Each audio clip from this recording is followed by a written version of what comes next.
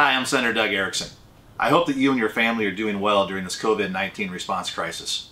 First, I understand that the COVID-19 virus is a serious issue, and my prayers are with those who have been impacted by illness or death due to the virus.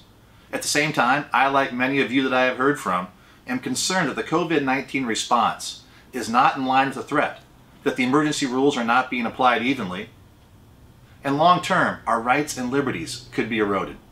To many, myself included, the response here in Washington State has seemed to favor some groups over others.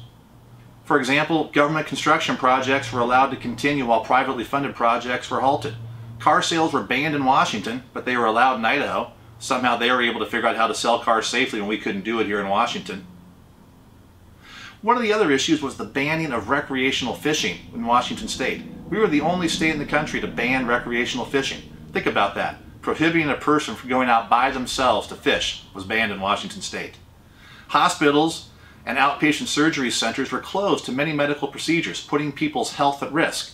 But Governor Jay Inslee specifically allowed abortion clinics to stay open.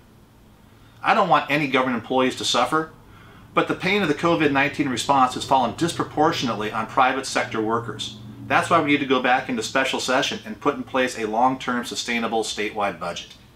Large businesses like Amazon and Microsoft are doing well, while small businesses are dying on the vine.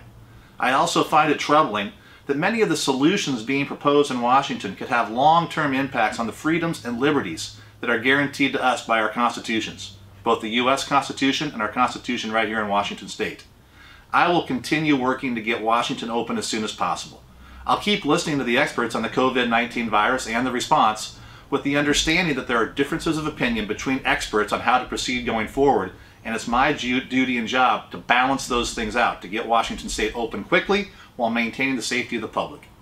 I will keep working to make sure that what becomes the new normal is decided by we the people, and that we the people want more jobs, not fewer jobs. We want to have a safer and more secure country, not a weaker country, and that working together, we know that by putting the interests of the people first, not the interests of big government advocates and multinational corporations, we can create a better America and we can create a better Washington State. So by God's grace, let's work together and let's come out of this better than we were going in.